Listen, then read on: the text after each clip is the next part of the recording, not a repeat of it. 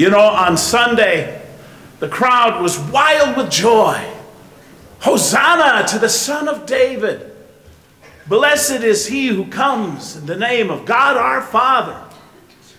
And the whole city was taken with joy and bringing out palm branches and olive branches to welcome him.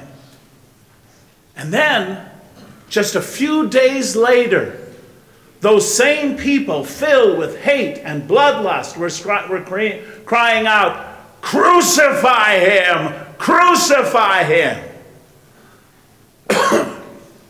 To be a follower of Jesus is not an easy thing. Sometimes it means going against the culture that you live in. Sometimes it means accepting a challenge to look for beauty at the bottom of a heap of human garbage. It means not isolating yourself, but willing to take that terrible risk to reach out in love to others.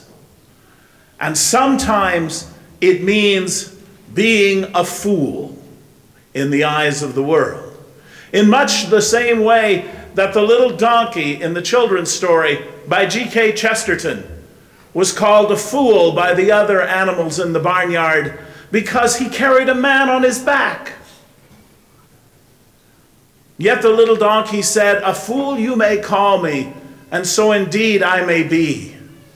But I have had my hour too, a far, fierce hour and sweet, when there were shouts of Hosanna ringing in my ears, and there were palm branches 'neath my feet."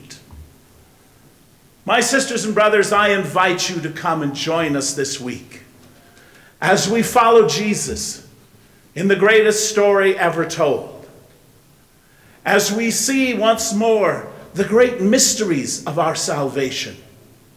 We begin on Holy Thursday, when we celebrate the Mass of the Lord's Supper, when Jesus at the Passover took bread and wine and transformed the Passover from slavery to freedom, into the Passover now from death to life, that is the Eucharist.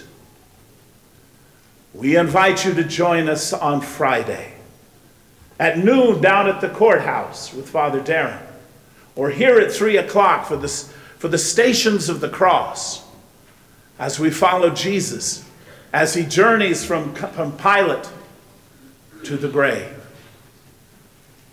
We invite you then to join us at 5:30, when once more we hear the Passion, the story of God's incredible love.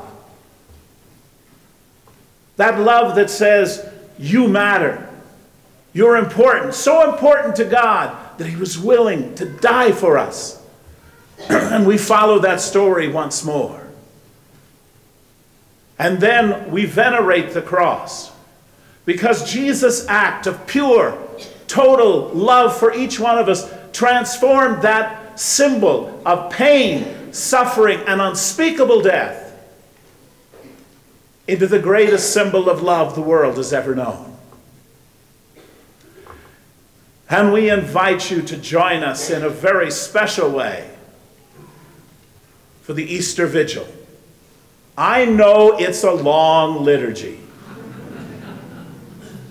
But if you were an early Christian, you would expect to be there all night to welcome the rising of the sun, both that yellow thing that comes up in the morning and the true rising of the sun. But we come to celebrate life and light. The church begins in darkness, the darkness of the tomb. And then the new paschal candle, the symbol of Jesus, the light of the world, comes in. And we celebrate that he who is dead is now alive. And as we celebrate life, we also celebrate new life in our church.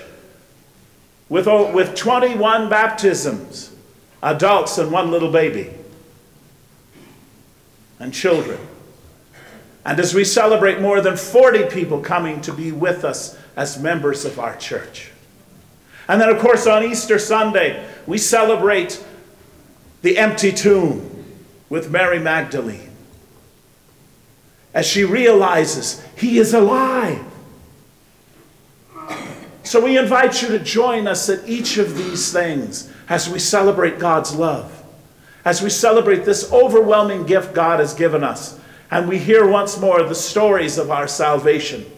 And maybe you too during this week will be like that little donkey, and you will hear the shouts of Hosanna ringing in your ears, and you will feel the palm branches neath your feet.